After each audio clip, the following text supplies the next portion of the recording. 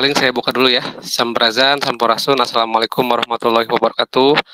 Terima kasih kepada Akang Tete dan Ibu Bapak sekalian yang sudah hadir di acara diskusi malam ini.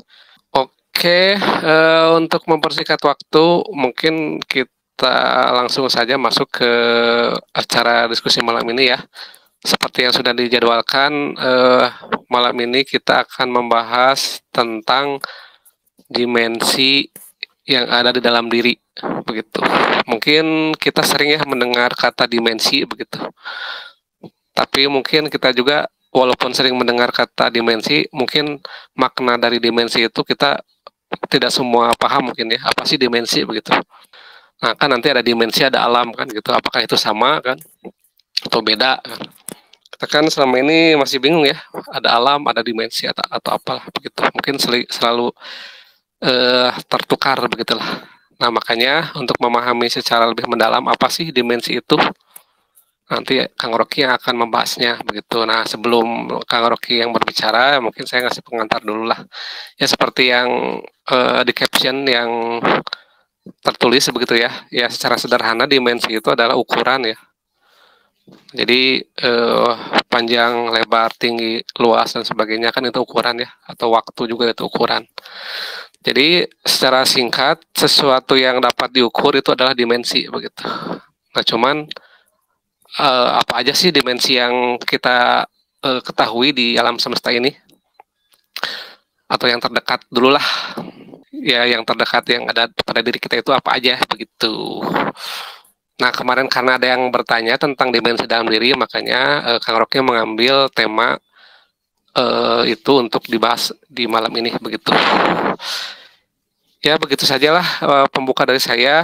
Selanjutnya langsung saja saya lempar ke Kang Rocky untuk menyampaikan materi diskusi malam ini. Mangga Kang Rocky di haturan waktu dan tempat dipersilakan untuk Kang Rocky.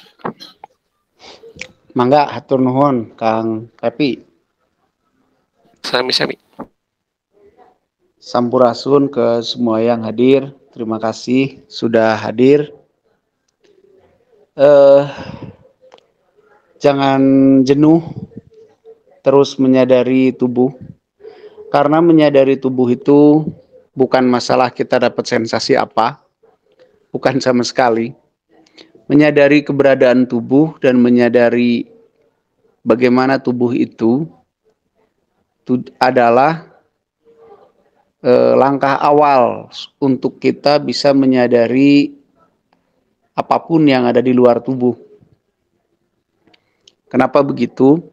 Karena tubuh ini adalah sarana, adalah gadgetnya gitu loh, adalah HP-nya untuk kita bisa memahami apa yang terjadi sebenar-benarnya. Sebelum kita memahami yang jauh-jauh, tentu kita harus pahami yang dekat-dekat dulu. Yang paling dekat dengan diri kita adalah tubuh kita. Misal, bukankah dalam hidup ini atau dalam kehidupan ini kita selalu mengalami yang namanya persoalan. Persoalan kemudian banyak menimbulkan masalah. Masalah banyak menimbulkan yang namanya derita. Andai saja kita bisa menyadari keberadaan penderitaan itu di dalam tubuh, di mana dia letaknya, dihasilkan dengan proses seperti apa, dan kita menyadari bahwa sebenarnya penderitaan itu adalah ilusi. Penderitaan, kesenangan, sukacita, kesedihan, beban, dan seterusnya itu semua adalah ilusi. Ilusi maksudnya gimana? Sesuatu yang tidak ada diada-adakan oleh pikiran kita sendiri. Tapi saya yakin kita semua yang hadir di sini, mungkin termasuk saya, kan pernah atau justru sedang mengalami hal tersebut kan. Dan itu kok terasa nyata. Misalkan yang lagi merasa senang, terasa nyata senangnya. Yang lagi merasa sebaliknya, misalkan sedih, terasa sangat sedih. nyata kesedihannya. Padahal itu semua ilusi.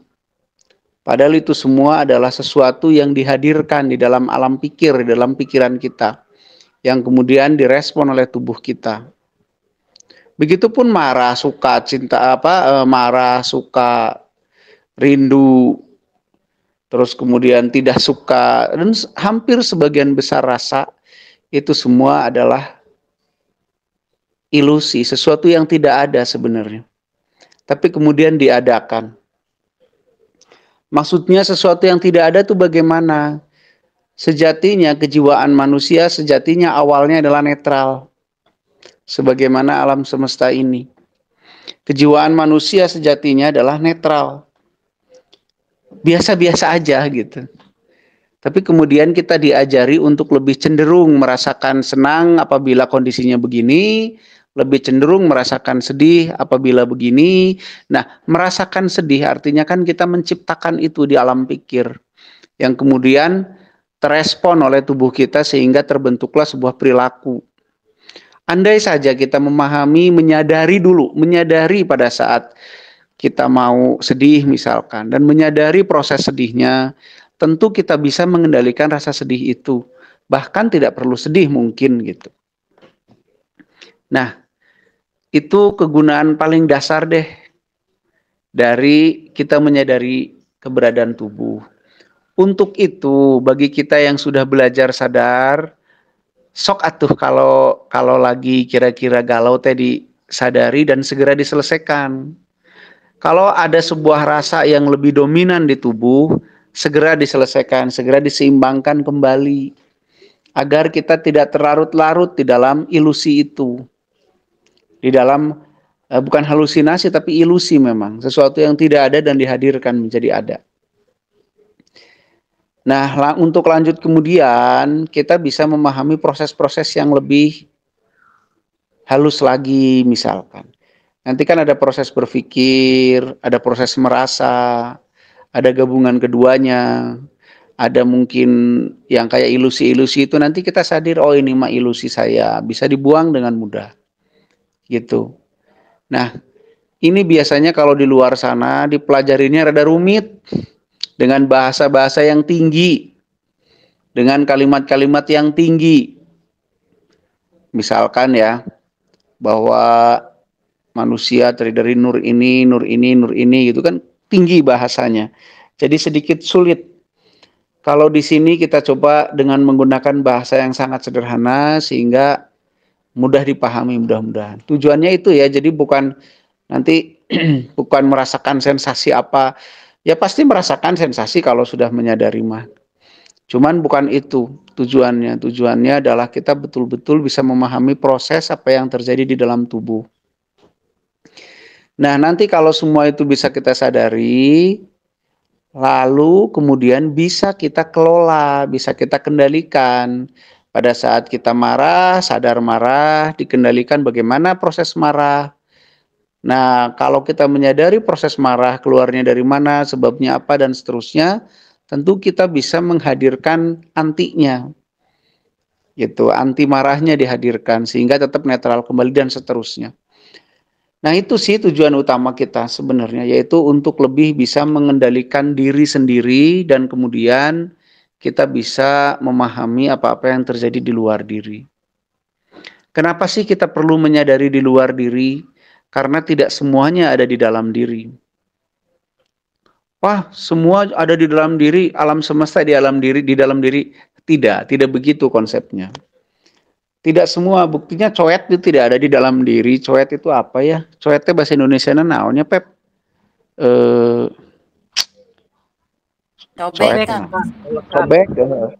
Cobek kan tidak ada di dalam diri. Jadi tidak semua ada di dalam diri. Untuk itu, ada sesuatu yang harus kita lakukan untuk supaya kita bisa memahami proses-proses di luar diri. Hampir semua orang mungkin mengatakan Tuhan itu di dalam diri. Saya mengatakan tidak. Tuhan tidak di dalam diri. Tuhan ada di mana-mana. Termasuk ada di dalam diri. Saya mengatakan tidak. Tuhan tidak di dalam diri. Tapi untuk bisa sampai menjangkaunya, kita sangat perlu memahami dalam diri. Itu mungkin maksudnya. Sehingga ada kalimat, barang siapa yang sudah memahami dirinya, menemukan dirinya, mengerti dirinya, dia akan mengerti Tuhannya, dia akan menemukan Tuhannya. Bukan berarti Tuhannya di dalam diri. Ada yang mengatakan Tuhan ada di dalam hati. Enggak, saya tolak, tidak. Tapi bahwasanya apabila kita bisa mengenali diri, kita bisa mengenali Tuhan kita, itu jadi mungkin. Kenapa? Karena Tuhan itu bisa dideteksi dengan alat yang namanya tubuh, yang namanya diri. Nah, itu perlunya. Kita merasakan apapun, bahkan melihat TV juga dengan mata, kan? Mata itu bagian dari tubuh. Dan seterusnya lah. Jadi, saya mengajak kita semua untuk memahami itu dengan tujuan yang seluas dan sejauh itu. Tapi memang ini perlu proses. Jadi bagi siapapun yang mengatakan Tuhan di dalam diri, ya tunjukin aja belah mana gitu. Di liver kah? Di mata kah? Di manakah gitu. Itu hanya, bukan berarti yang ngomong begitu salah ya, tapi itu hanya sebuah kiasan gitu. Bukan sesuatu yang sifatnya arti sebenarnya. Nah, itu tentang kenapa sih kita perlu melatih, memahami, menyadari dulu sebelum memahami, kan, menyadari tubuh kita. Itu perlunya. Membosankan, iya, membosankan, saya sendiri bosan. Tapi ya jangan bosan gitu. Oke, sekarang hari ini saya ketitipan untuk ngebahas dimensi dalam diri, tapi yang ngasih pertanyaannya orangnya orang-orang, nggak apa-apa lah ya.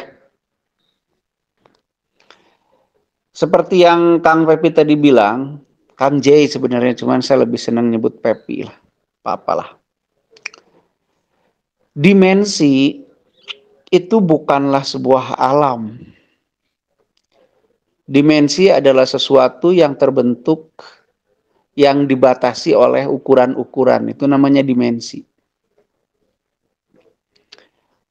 Sebuah ruang atau Kang belum tentu ruang, karena belum tentu ada ruangnya. Misal, contoh. Sesuatu yang dibatasi dari panjang dan lebar itu namanya dua dimensi. Misalkan contoh realnya gambar gitu, mungkin ya. Gambar itu dua dimensi. Terus kalau yang panjang, lebar, tinggi itu tiga dimensi yang ada volumenya. Panjang, lebar, tinggi, diagonal itu 4 dimensi. Panjang, lebar, tinggi, diagonal plus waktu itu 5 dimensi. Dan seterusnya. Jadi dimensi adalah sesuatu yang terbentuk dari susunan atau kerjasama ukuran-ukuran itu. Nah, kita memang sering banget ngomong dimensi, tapi coba tanya dimensi naon gitu. Nyarada bingung ngejelasinnya. Karena kita terbiasa tidak paham. Terus bedanya dengan alam apa? Apakah alam jin dengan dimensi jin itu sama atau berbeda? Jawaban saya berbeda sekali. Berbedanya di mana?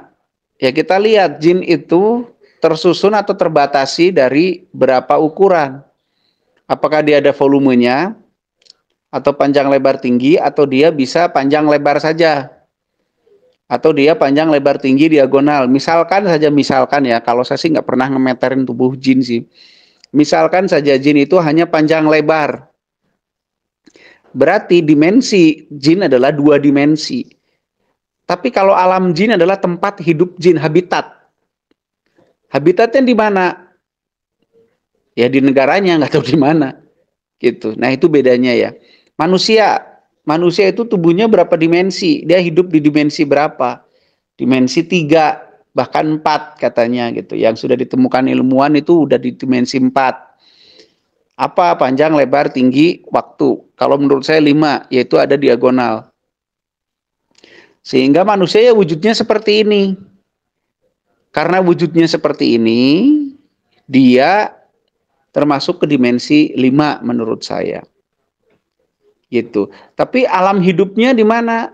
Alam hidupnya ya di planet bumi ini. Planet bumi ini dimensi berapa? Ya tinggal dihitung itu batasan-batasannya. Alam hidup saya di Bojong Soang nih. Tapi saya hidup di dimensi berapa? Tubuh saya dimensi minimal dimensi 3. Baru saya bisa hidup. Kalau dimensi 2, saya harus dipres dulu. Gitu. Biar jadi gambar. Gitu ya. Itu bisa dipahami dimensi. Maka kalau ngomong dimensi diri itu ada berapa aja, itu rada kurang tepat. Karena yang jelas tubuh ini hidup di dimensi 3. Tubuh minimal di dimensi 3. Karena gambar juga bisa hadir kan di dimensi 3. Dimensi yang lebih sederhana, lebih sedikit bisa hadir di dimensi yang lebih banyak. Tapi dimensi yang lebih banyak apakah bisa tetap eksis di dimensi yang lebih sedikit? Tergantung kemampuan penyesuaiannya. Karena kalau sesuatu yang bersifat energi, dia bisa lebih fleksibel menempati sebuah dimensi. Gitu. Nah, jadi mudah-mudahan bisa dipahami nih, paham pengertian tentang dimensi ya. Terus di dalam diri kita terus ada berapa dimensi? Kita akan bagi-bagi. Pertama, tubuh atau diri kita kan terdiri dari yang namanya tubuh. Itu pertama. Tubuh ini dia berapa dimensi? Minimal 3 dimensi. Minimal ya. Dimensi tubuh itu pun kemudian terbagi-bagi lagi. Ada yang bersifat material, yaitu organ gitu ya. Ada yang bersifat non-material. Misalkan metabolisme, terus kemudian energi yang dihasilkan dari metabolisme itu, terus kemudian energi itu ada 2 ya, ada tenaga dalam atau hawa panas, atau listrik maaf, dan gelombang elektromagnetik. Terus kemudian ada juga energi catu dayanya atau ruh. Nah, apakah dimensinya sama? Bisa berbeda. Alam hidupnya sama. Tapi dimensinya bisa berbeda karena yang bersifat energi itu bisa lebih fleksibel daripada yang bersifat material. Kemudian ada lagi yang harus kita sadari adalah ini masih bagian tubuh ya. Organ-organ kita juga menghasilkan sesuatu. Selain sel menghasilkan listrik, menghasilkan elektromagnetik, terus kemudian otak itu menghasilkan pertama pikiran dari proses yang namanya berpikir. Proses berpikir itu apa? Proses berpikir adalah pada saat kita mengolah data, kemudian diolahnya dengan apa? Dengan mekanisme yang namanya logika, atau yang kita namai sebagai logika. Logika itu apa? Logika adalah sebuah doktrin yang diajarkan untuk memahami secara sebab akibat. Itu logika atau yang disebut ilmiah katanya. Ilmiah itu kan berasal dari kata ilmu ya. Ilmu alam lah. Ilmu itu ya hubungannya dengan sebab akibat. Jadi logika itu ya doktrin, makanya orang logikanya beda-beda. Tergantung doktrin yang dia sudah dapat. Doktrin itu termasuk pelajaran, keilmuan dan yang lain-lain ya. Kalau ngomong doktrin itu jangan langsung berpikir dogma atau apalah gitu. Doktrin itu apapun yang udah dapat ajaran-ajaran dan seterusnya. Makanya logika manusia beda-beda. Kalau yang mungkin pengetahuannya lebih banyak, ya mungkin logikanya lebih luas, gitu kan. Tapi kalau yang sedikit pengetahuannya, pengalamannya apa ya sedikit-sedikit, nggak masuk logika saya ini mah, gitu kan. Nah, karena logika mah memang hasil belajar. Nah, hasilnya adalah prosesnya berpikir menggunakan metode logika, kemudian hasilnya adalah pikiran. Itu salah satu yang produknya yang dihasilkan oleh kinerja otak. Yang lainnya adalah perasaan. Perasaan apakah berhubungan dengan doktrin? Iya, berhubungan dengan doktrin. Tapi prosesnya dalam mengolah itu berbeda. Yang diolah juga informasi atau data. Kalau pikiran mah diolahnya lewat berpikir gitu kan, caranya metodenya logika. Kalau perasaan adalah data yang diolah, yang dihubungkan dengan ego, hingga lahirlah rasa. Apabila data itu dianggap tidak mengganggu kehidupan kita, bahkan menguntungkan, maka lahirlah rasa senang, atau diilusikan rasa senang, pun sebaliknya dan seterusnya.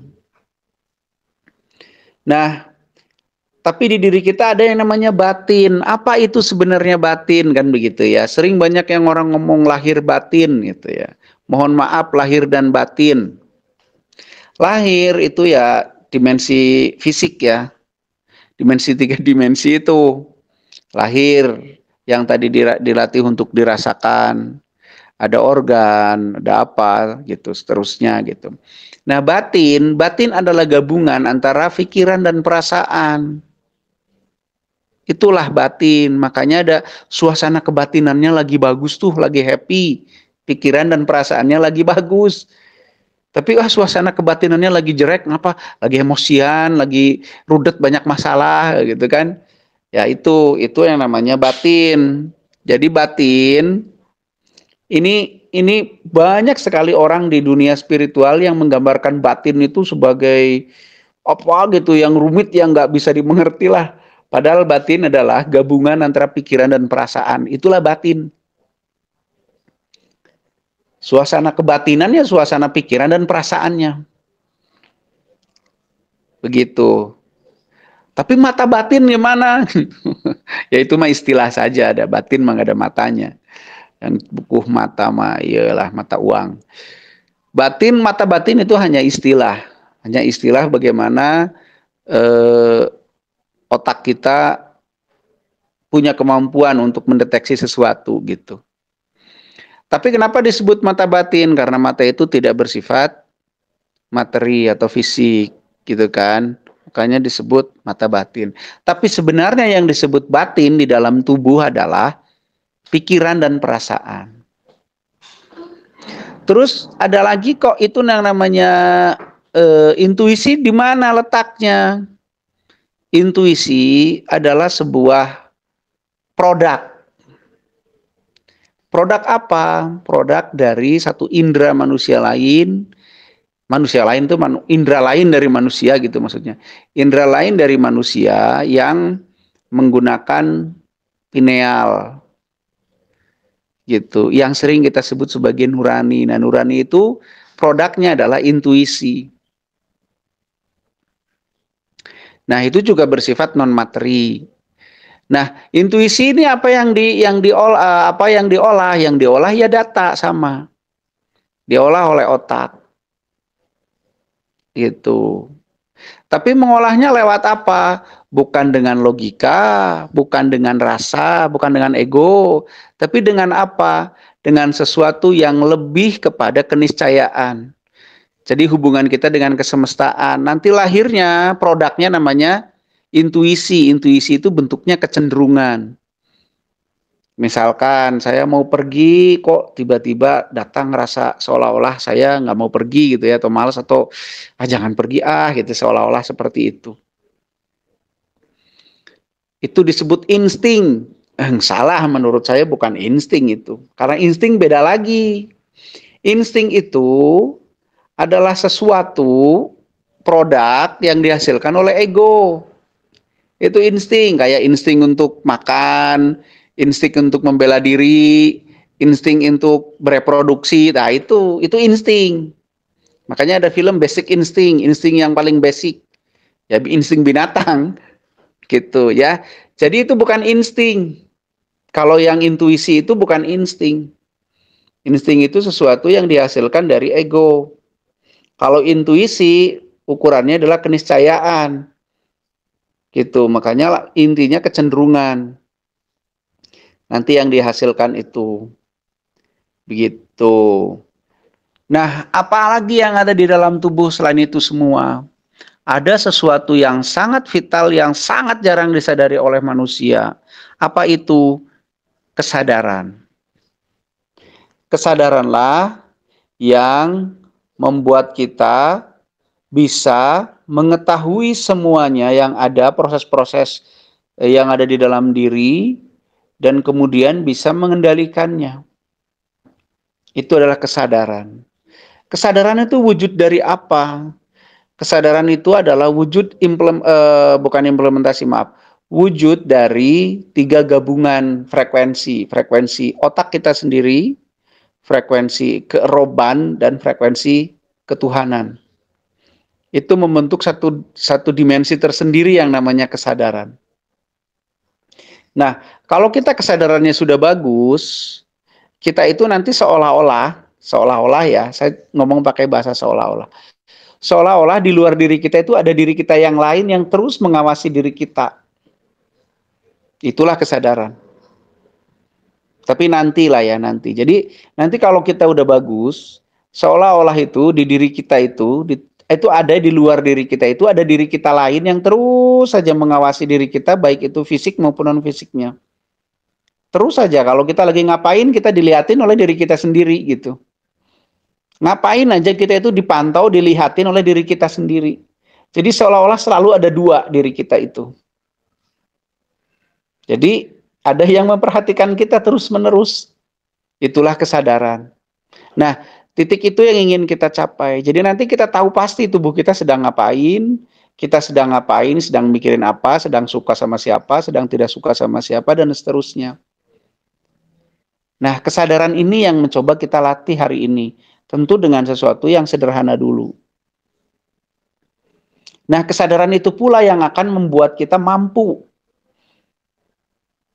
menyentuh baik itu Rob maupun Tuhan lah kasarnya gitu.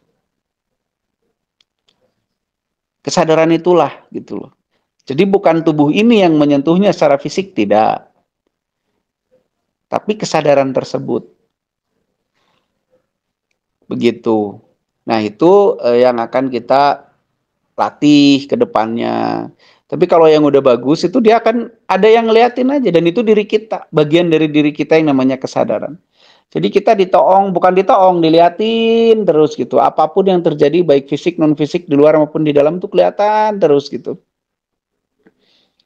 Nah, itu mungkin bagian-bagian atau oke lah sebut dimensi, tapi saya nggak begitu setuju sih dimensi, karena diri kita ya hidup di dimensi minimal dimensi 3.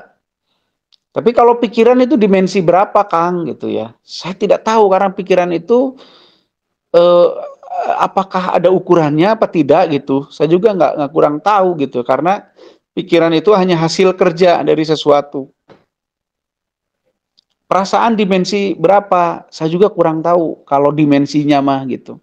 Tapi itu hanya bagian dari hasil kerja sesuatu. Terus kemudian nafsu, apa itu? Dimensi berapa? Nafsu itu hanya implementasi dari ego.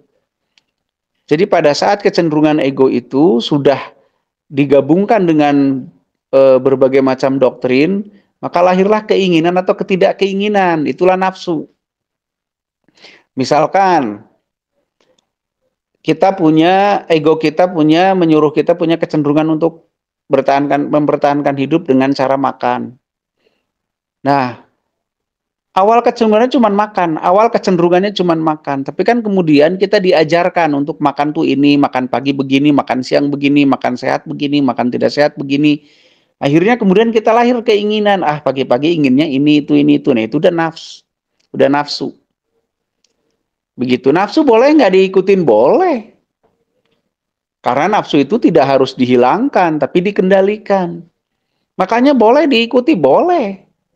Ukurannya apa? Ukurannya kewajaran dan kebutuhan. Misalkan boleh nggak pagi-pagi makan apa ya kira-kira ya? Mie ayam, ya boleh. Tapi pagi-pagi saya pengen makan jus, ya boleh. Tapi kan ukurannya adalah kebutuhan nanti itu. Butuhnya apa dan seterusnya. Jadi nafsu itu bukan untuk dihilangkan, apalagi diperangi. Tidak, nafsu itu hanya butuh dikendalikan. Nah, proses pengendaliannya ya saya sering menganalogikan sebagai nyupir. Nafsu itu tidak harus selalu direm, kadang-kadang perlu digas juga.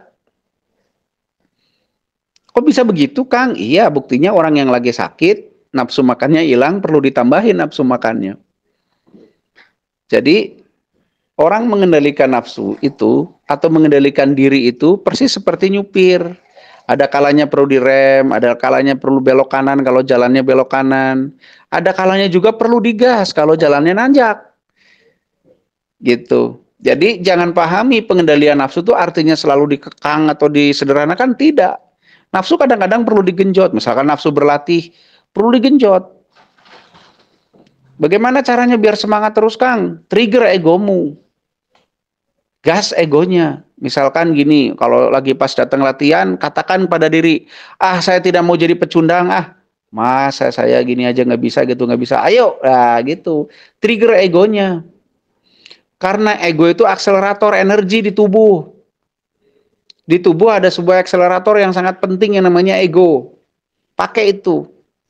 Nyari akselerator emang usah kemana-mana. Akselerator itu ada di dalam tubuh kita yang namanya ego. Makanya orang menyemangati diri dengan teriak. Makanya orang di film-film gitu ya, kalau menyemangati pasukan kan dengan teriak. Bukan dengan lemah lembut. Betul nggak? Atau dengan gerakan-gerakan yang sifatnya menyakiti diri, memukul dada. Jarang menyemangati dengan mengusap-usap, jarang. Menyemangati dengan memukul. Tujuannya apa? Merangsang ego. Menghadirkan apa? Ego terangsang dengan cara apa? Dengan cara dihadirkan sesuatu yang sifatnya mengancam. Maka dipukul tuh dadanya dengan keras. Semangat gitu kan. Bahkan ada petinju yang ingin semangat mukulin mukanya sendiri kan. Ada kan seperti itu. Nah kalau terpicu egonya biasanya naik tuh. Semangatnya apanya segala macam. Energinya juga naik, meningkat. Jadi mencari akselerator energi nggak usah jauh-jauh, apalagi nyariin di batu, alah susah kejauhan. Ego aja sendiri dipicu, sok gerak. Nggak percaya mah. Begitu, ini trik ya. Oh, salah dibocorin, salah Pep dibocorin Pep. Aduh. Kumaha tuh tarik deui atuh. Salah Padahal itu rahasia rakyat ya Pep ya. Salah lah. Jadi akselerator energi di tubuh salah satunya adalah ego, bukan salah satunya lah. Dia adalah ego. Jadi semakin pandai kita men-trigger ego, ya energi kita makin bagus. Makanya kalau mau latihan dalam kondisi dalam kondisi lemah, letih, lesu gitu ya. Dengan latihan dalam kondisi semangat kan beda. Efeknya beda, metabolismenya beda dan seterusnya. Nah, untuk membuat semangat perlu dipicu egonya tuh. Begitu. Salah satunya persaingan. Persaingan juga memicu ego kan. Ingin lebih, nggak mau kalah sama yang lain gitu. Itu pasti beda, energi yang dihasilkan beda latihan dengan seperti itu. Nah gitu. Terus di dalam diri selain ada itu semua juga ada yang namanya hayalan. Hayalan itu apakah bagian dari ilusi? Iya, bagian dari ilusi. Tapi hayalan itu bersifat kita menghadirkan sebuah kejadian yang belum terjadi. Kalau ilusi biasanya rasa dan seterusnya, ini mah kejadian yang kita bayang-bayangin. Itulah yang disebut halusinasi. Beda lagi ya ilusi dan halusinasi. Begitu. Nah, hayalan itu dibuat oleh siapa? Oleh diri kita sendiri, oleh otak kita. Mengandalkan apa? Mengandalkan bukan kejadian, tapi mengandalkan rasa, sukanya apa, misalkan seger ngebayangin apa gitu dan seterusnya. Kepengen yang seger ngebayanginnya apa, atau kalau kita rasa takut ngebayanginnya apa. Kalau kita bisa menyadari itu, kita bisa mengendalikan itu. Pepi takut sama ulat, nggak tahu apa yang dibayangin. Nah, kendalikan itu gitu. Jadi terus gimana Kang dengan rasa sakit yang dihasilkan oleh saraf? Misalkan karena rusaknya sel, misalkan kebentur, apa itu kan ada rasa sakit, apakah itu halusinasi atau ilusi? Bukan, itu bukan ilusi. Rasa sakit yang hadir itu adalah mekanisme tubuh untuk mempertahankan diri. Jadi rasa sakit itu bentuknya adalah warning untuk memberitahu bahwa ada sesuatu yang berbahaya. Misalkan sakit perut karena mules, mau pup apa segala macam gitu ya. Itu adalah warning. Jadi itu bukan ilusi. Bisa nggak Kang dihilangkan? Nggak bisa. Tapi mungkin bisa disederhanakan penyikapannya. Tapi Kang ada orang yang mules, terus konsentrasi, terus bisa hilang. Mungkin saja.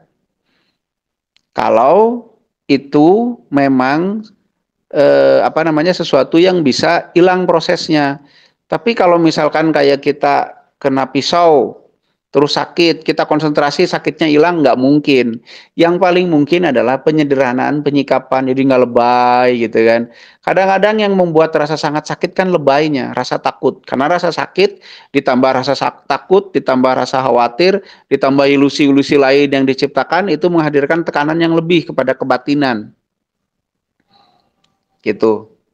Nah, pada saat tekanan-tekanan yang lain itu nggak ada, sehingga biasa aja, ya yang tersisa hanya rasa sakit saja. Ya biasa aja biasanya. Rasa sakit ya sakit gitu, tapi penyikapannya biasa. Terus bagaimana yang pemahaman orang tentang kebatinan? Seolah-olah batin itu adalah apa ya? Spiritual gitu. Enggak, batin itu bukan spiritual. Walaupun spiritualisme itu ya berhubungan dengan kebatinan. Spiritual itu apa sih? Spirit itu kan jiwa ya. Bukan ruh. Spirit itu jiwa, itu berhubungan dengan kejiwaan. Kejiwaan itu ya representasi otak. Representasi otak kejiwaan itu. Kejiwaan. Makanya spiritualitas ya hasil kinerja otak juga. Tapi spiritualitas adalah lebih mendekati kepada penyikapan atau konsep-konsep penyikapan. Konsep-konsep penyikapan, konsep berpikir, konsep penyikapan terhadap sesuatu itu spiritualitas. Tapi kalau batin adalah gabungan dari, bukan gabungan itu artinya bukan disatuin, bukan. Tapi batin adalah, isinya adalah pikiran dan perasaan. Spiritual lebih merupakan konsep-konsep penyikapan terhadap sesuatu, itu spiritual. Gitu. Jadi kalau orang yang spiritualismenya sudah bagus, bagaimana? Ya dia punya banyak konsep yang bagus terhadap penyikapan-penyikapan terhadap proses kehidupan, misalkan gitu ya. Ya entah apa ininya, konsepnya tergantung apa yang dipelajari. Misalkan di dalam spiritualisme Jawa ada andap asor dan seterusnya, ada macam-macam lah gitu. Misalkan ada sebuah kata, wani andap asor luhur wakasane. Barang siapa yang berani, andap asor itu apa ya? Andap asor itu ya merendahkan dirilah di depan orang lain, maka akan tinggi derajatnya. Itu kan konsep terhadap penyikapan terhadap sesuatu. Nah, itulah tataran spiritual itu seperti itu. Nah, ada juga tatanan ritual di dalam diri juga. Tataran ritual itu kayak apa, Kang? Ya, sesuatu yang dilakukan biasanya rutinitas gitu ya, ritual gitu. Kita makan pakai piring, kita makan jam 1, makan siang, malam, dan itu ritual. Yaitu ya memang ada, karena apa? Karena kita belajar sebuah tata sistem yang namanya budaya, doktrin, dan seterusnya. Nah, sebegitu kaya diri kita, sebegitu banyak hal di dalam diri kita, sebegitu banyak yang terjadi di dalam tubuh dan diri kita. Itu kalau kita tidak sadari, seperti yang terjadi selama ini kan terjadi begitu saja. Begitu saja terjadi tanpa disadari. Akhirnya ya kita memang ya gimana ya, hirup teh sageleyeungna gitunya, naon bahasa Indonesianya. Ya begitu saja hidup teh gitu. Ya akhirnya ya boro-boro kita mengendalikan, akhirnya kita dikendalikan oleh pikiran sendiri, oleh ego sendiri, oleh nafsu sendiri. Kita dikendalikan oleh proses-proses yang lain. Akhirnya kita tidak merdeka. Kenapa? Lah wong kita aja dikendalikan oleh diri sendiri, akhirnya kita tidak merdeka. Oleh ego sendiri, apalagi dikendalikan oleh ego orang lain. Wah, kayak gini mah nggak enak, wah kayak gini mah salah kata orang, kayak gini mah nggak bagus kata orang, dan seterusnya. Ya, jauh dari kemerdekaan. Padahal salah satu ciri orang itu betul-betul sudah mengenal Tuhan, dia itu merdeka. Karena dia hanya mengikatkan diri kepada Tuhan, tidak mengikatkan diri kepada apapun lagi. Begitu mungkin Kang Pepi, cukup lah ya panjangan, bisi saya liur sorangan. Itu Kang Jay, sok kita diskusikan selanjutnya. Siap Kang. Ternuhun. Mangga silahkan yang lain kalau ada yang perlu ditanyakan atau disampaikan, silahkan, forumnya sudah dibuka. Mangga dimanfaatkan. Sok, terutama orang-orang Ra tuh. Ayo, ini Sok. mau sampai jam berapa Pak Kang? Jam 9? Biasa lah. Oh, biasa ya. Ya, tuh mumpung masih ada waktu tuh. Kita 50 menit lagi, mangga.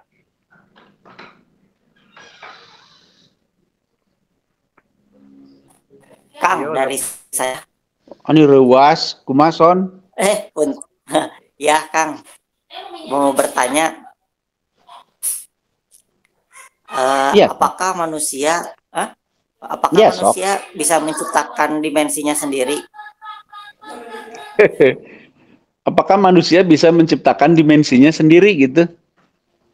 Ya kan tadi beberapa tubuh manusia kan dalam tubuh manusia ada banyak dimensi gitu. Apakah ada dimensi yang bisa diciptakan sendiri gitu? Ya, kalau dimensi itu artinya ukuran-ukuran, ya artinya sesuatu yang terbentuk dari berbagai macam ukuran. Karena manusia punya sesuatu yang sifatnya fisik dan non-fisik, termasuk energi dan yang lain-lain. Ya mungkin saja bisa. Kalau Sony sekarang kan tubuhnya masih 3 dimensi, bahkan 4 dimensi mungkin ya.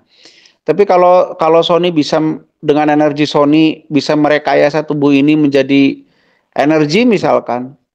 Ya bisa aja, jadi kemudian bisa hidup di dimensi atau dengan dimensi-dimensi yang lebih atau lebih banyak atau lebih rendah dari 3 dimensi, mungkin aja. Yang jelas semuanya ada nonan, ada prosesnya gitu, ada prosesnya.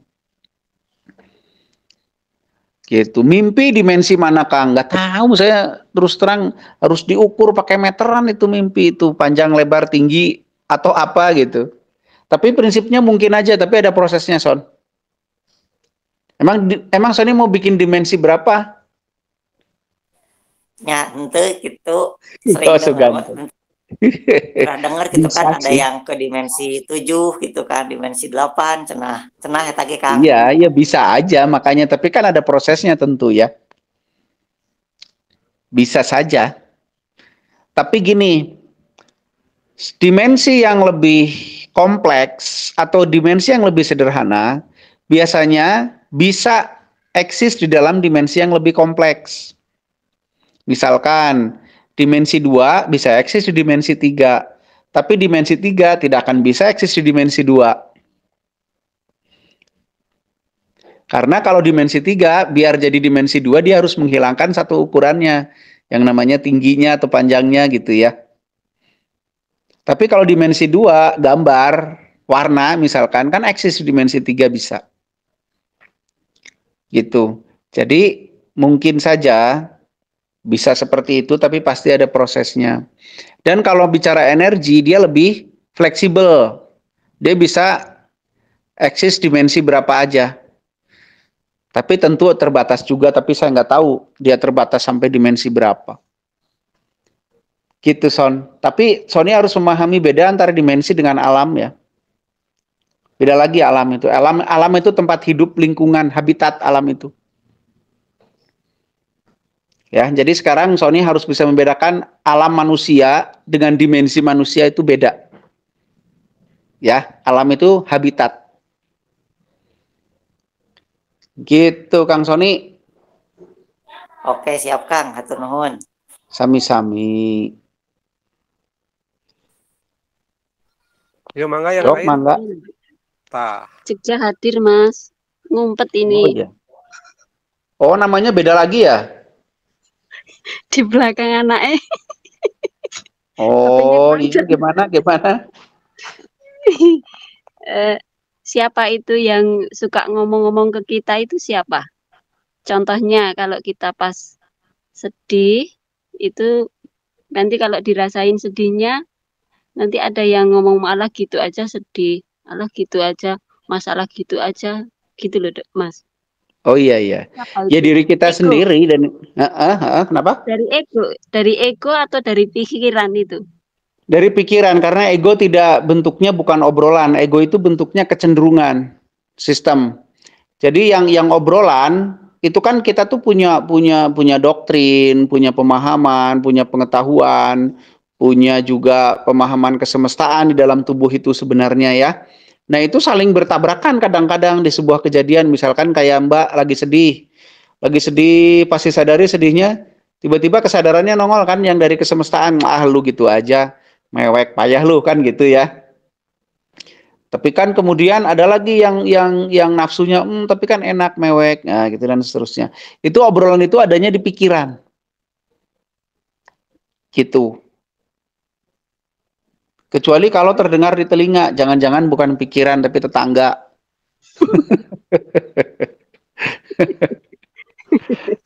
Makanya kemudian digambarkan kan ya, digambarin ya, ada yang baik, ada yang jahat gitu kan ya, ada malaikat, ada setan gitu ya. Ya itu mah penggambaran saja, sejatinya tidak ada itu. Tidak ada setan, tidak ada yang namanya hantu atau jin ngasih tahu yang buruk gitu ya, terus ada malaikat ngasih tahu yang baik, enggak, itu mah simbol aja. Dan itu pun kan sudah doktrin bahwa ada baik dan buruk, itu juga doktrin, padahal nggak ada baik buruk. Gitu. Oke. Ramai ya kalau di otak, ramai ya di otak Mbak ya, banyak penghuninya. kan rasa kan ganti-ganti gitu, Mas. Iya. Ganti-ganti langsung ngeset gitu. Iya, canggih banget badannya ya, memang ya. Iya, badan kita kan canggih banget kan. Iya. Iya. Iya, harusnya kita lebih canggih lagi dalam mengamatinya gitu. Jadi nggak akan ada sedikit pun yang tersembunyi. Terus itu Mas, kadang kalau nggak ngerasain apa-apa gitu, kadang bahagia itu, bahagianya dari mana itu, saya nggak punya yang membahagiakan kayak uang atau apa kok saya bahagia. Itu apa? Begini, bahagia dan senang itu berbeda. Kalau Mbak punya uang itu senang namanya, bukan bahagia. Senang itu lahir dari rasa senang itu lahir kan dari ego yang apa namanya menilai bahwa Mbak mendapatkan keuntungan karena punya banyak uang, hidup Mbak tidak terancam, makanya lahirlah senang. Tapi bahagia adalah kondisi netral. Bahagia adalah pada saat semua ada dan tidak ada yang lebih dominan. Gitu, tidak ada yang lebih dominan di dalam diri Mbak. Misalkan nggak ada rasa sedih yang dominan, tidak ada juga rasa senang yang dominan, tidak ada rasa khawatir yang dominan. Jadi semuanya nggak ada yang dominan. Itulah yang namanya bahagia. Gitu. Jadi bahagia itu lahir bukan karena punya atau tidak punya. Bahagia itu ada pada saat tidak ada yang lebih dominan di dalam diri kita. Semua sama gitu. Jadi netral. Gitu, Mbak. Saat kita nggak ngerasain apa-apa, iya, karena gini, senang itu berarti netral. Iya, jadi gini, pada saat kita merasakan senang, artinya kan rasa senang itu lagi dominan, lebih dominan daripada rasa yang lain, makanya kerasa gitu kan ya, bener nggak? Iya. Kenapa kita bisa melihat warna kuning dari sekian banyak warna? Karena kuning itu lebih dominan. Pada saat semua warna itu ada dan nggak ada yang dominan, ya nggak akan kelihatan apa-apa. Mungkin putih doang, kalau dicampur semua warna jadi putih doang gitu. Nah pun kita di dalam diri begitu. Yang kita rasakan sebagai rasa sekarang adalah sesuatu yang dominan di dalam diri kita. Misalkan rasa senang, dominan, kerasa, oh gue lagi seneng nih, karena rasa itu dominan. Atau gue lagi sedih nih, karena rasa itu dominan. Tapi pada saat tidak ada rasa yang dominan, ya kayak seperti nggak ngerasa apa-apa, biasa-biasa aja. Nah itulah bahagia. Netral namanya itu, begitu. Oke, makasih Mas. Paham ya? Ya, paham. Netral itu kayak gitu. Pada saat tidak ada rasa yang dominan. Begitu. Bukan berarti nggak punya perasaan, tapi rasanya nggak ada yang dominan. Ya. paham. Oke ya, paham banget ya. Nggih. Sip, thank you, sama-sama. Lanjut. Ya, silahkan. Makin seru. Dimensi 5 itu ada apa aja, Kang? Yang saya tahu dimensi 5 itu panjang, lebar, tinggi, diagonal, dan waktu. Itu, Kang. Diagonal itu. Hah? Diagonal itu maksudnya apa? Ya diagonal, garis diagonal. Garis diagonal, garis miring. Penghubung titik dan titik. Gitu kan, makanya ada volume. Gitu. Ada kok di Google ini mah. Kenapa? Apa semacam koneksi? Bukan. Jadi gini Kang Febri, dimensi itu adalah sesuatu yang terbentuk dari ukuran-ukuran. Misal, kalau sesuatu itu hanya punya ukuran panjang dan lebar, maka dia 2 dimensi. Kalau sesuatu itu punya ukuran panjang, lebar, tinggi, itu 3 dimensi. Kalau sesuatu itu ada panjang, lebar, tinggi, dan diagonal, dia punya ruang. Itu 4 dimensi. Gitu. Jadi dimensi itu pemahamannya seperti itu. Kita selama ini memakai kata dimensi itu tidak tepat. Itu dimensi jin, dimensi alam bawah sadar, dimensi alam ruh, nah, gitu ya. Padahal itu bukan dimensi. Itu namanya alam atau habitat. Habitat itu ya tersusun dari tempat hidup lah, tersusun dari apa aja yang ada di tempat hidup. Itu habitat. Jadi kalau dimensi 5 yang saya tahu yaitu dia sesuatu yang punya panjang, punya lebar, punya tinggi, punya diagonal, dan punya waktu. Dan itu nggak ada hubungannya dengan koneksi atau non koneksi, itu mah physically, ukuran itu mah. Diagonal maksudnya berisi ya Kang? Berisi. Iya, dia ada volumenya. Ah iya. Gitu. Oke Kang. Oke. Iya Kang. Oke. Ya kalau untuk nambah pengetahuannya boleh baca di Google juga ada tentang dimensi itu untuk nambah-nambah pengetahuan mah. Penelitian-penelitian ilmuwan tentang dimensi-dimensi. Biar lebih jelas mungkin penjelasannya daripada yang saya jelasin. Yuk yang lain, mangga. Mungkin ada yang mau berkomentar, berpendapat. Tentang netral tuh, yang sering banget diomong-omongin netral. Paham nggak netral kayak apa? Silahkan yang lain, barangkali ada yang mau bertanya lagi atau mau berpendapat, enggak? Mumpung masih ada waktu nih.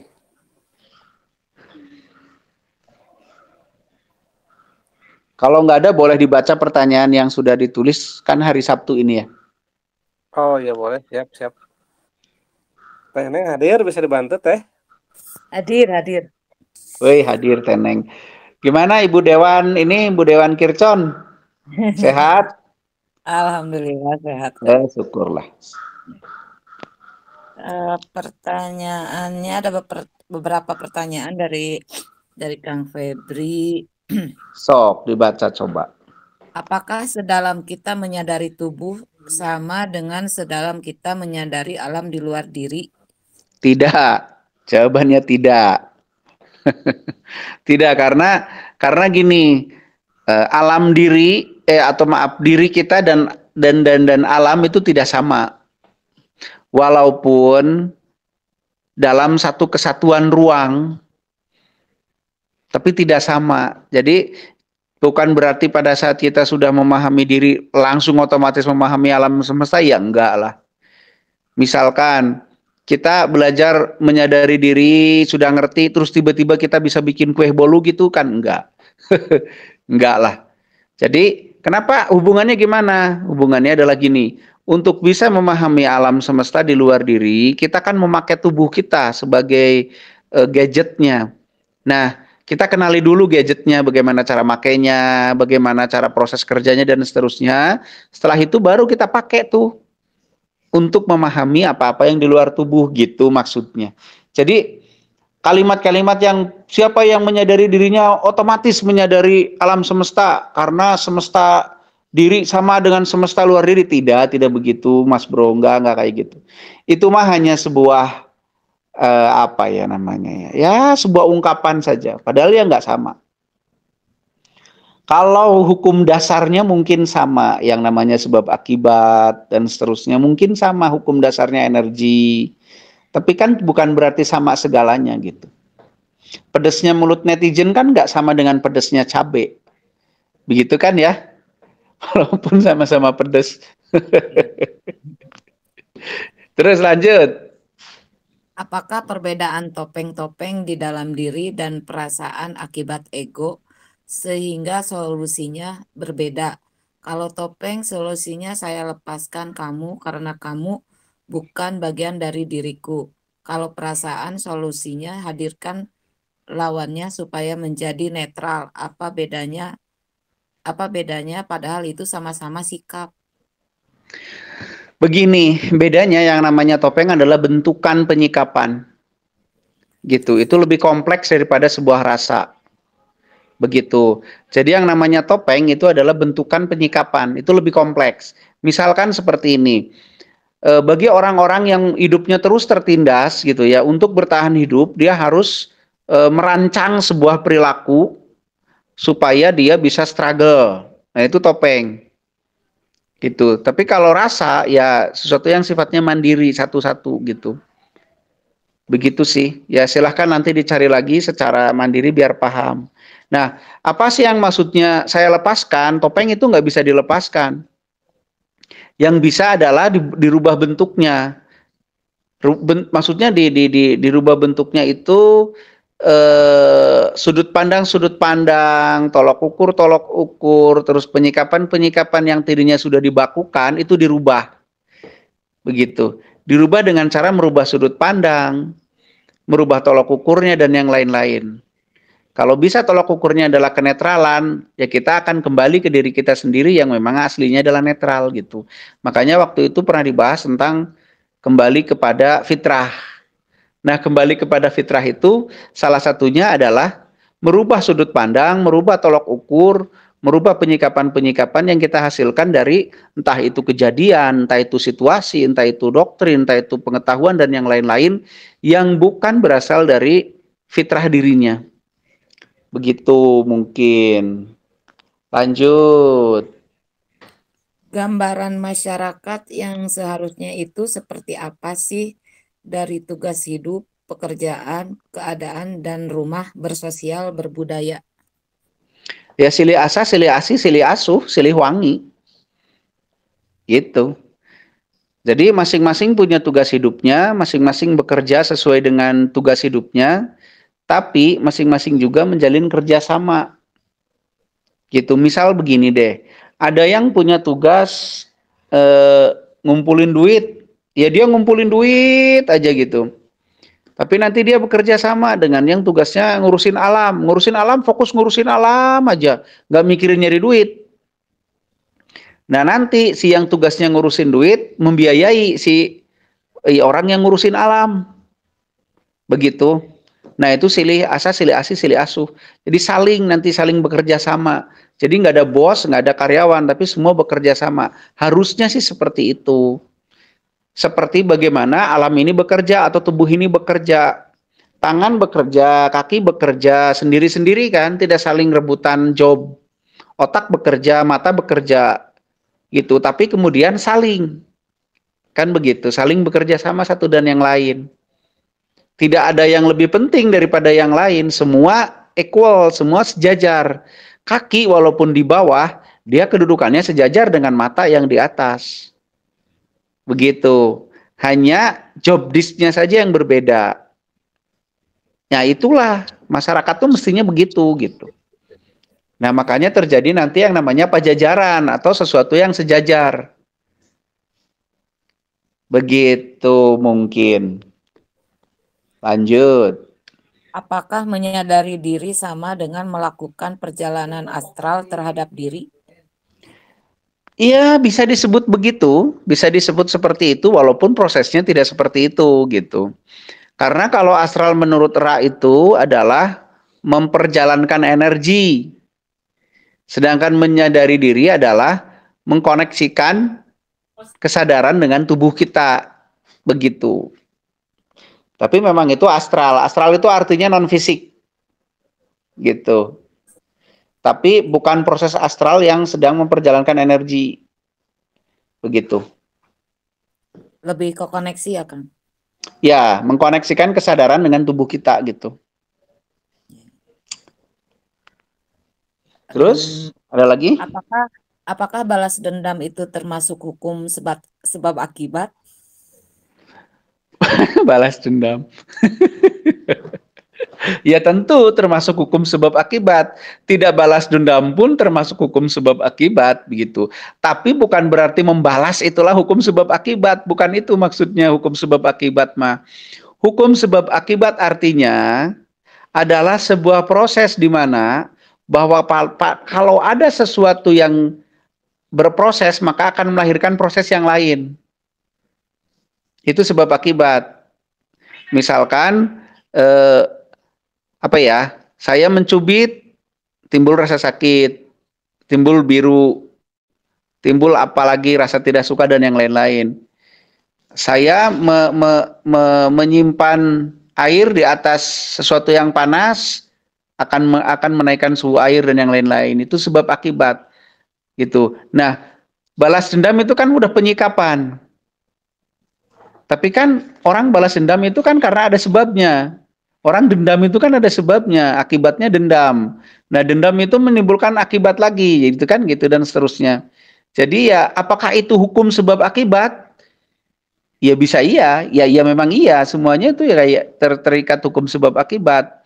Tapi dia bukan hukum. Si balas dendam itu bukan hukum sebab akibat, tapi dia contoh bagian dari proses sebab akibat. Begitu. Tapi kenapa kok milih balas dendam gitu kan? Kenapa nggak balas tidak dendam? Ya lah, ribut. Ya lanjut. Oke. Masih bingung dengan perbedaan kesadaran dan fokus. Tolong arahannya, Kang. Oke, fokus itu artinya adalah menyederhanakan pikiran atau mengarahkan pikiran sehingga lebih dominan kepada satu hal. Itu fokus. Gitu ya. Jadi yang namanya fokus atau konsentrasi itu adalah membuat pikiran kita lebih dominan kepada satu hal saja. Bukan berarti yang lainnya tidak ada, tapi yang misalkan kita lagi mikirin atau memfokuskan diri kepada tangan. Tapi otak kita terus saja berpikir, ya memang iya berpikir yang lain, tapi itu diabaikan supaya kita bisa lebih dominan memperhatikan tangan, itu fokus. Tapi yang namanya kesadaran adalah mengetahui dengan pasti segala sesuatu, itu kesadaran. Nah, memang untuk mengetahui segala sesuatu kita butuh fokus sebagai salah satu unsur mekanismenya gitu. Begitu bedanya begitu. Siap. Berarti kesadaran itu fokus yang besar, Kang. Kenapa?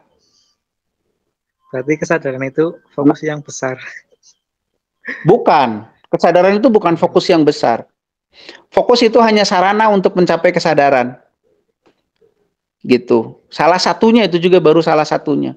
Tapi kesadaran bukanlah fokus. Begitu. Nanti soalnya kalau kita sudah mahir berkesadaran, kita nggak perlu konsentrasi untuk melakukan itu. Kalau sudah terkoneksi benar antara kesadaran kita dan tubuh kita tuh nggak perlu konsentrasi. Kita bisa sambil ngelakuin apa saja dan semua berjalan wajar saja tanpa harus konsentrasi kepada tubuh gitu. Itu bisa. Nah, sekarang kita perlu konsentrasi diarahkan sama teman-teman Ra, itu kan karena kita belum terbiasa. Kalau sudah terbiasa ya, misalkan kayak nerapi deh, atau kayak nyupir contohnya nyupir. Bagi orang yang baru belajar nyupir, dia kan sulit sambil ngobrol, harus fokus gitu kan ya. Tapi kalau orang-orang yang sudah jago nyupir, dia sambil ngobrol, sambil joget-joget tetap bisa. Nggak perlu fokus lagi yang gimana gitu. Nah, begitulah mungkin. Jadi kesadaran bukanlah fokus. Fokus hanya satu faktor dari sesuatu yang bisa untuk dipakai mencapai kesadaran. Gitu.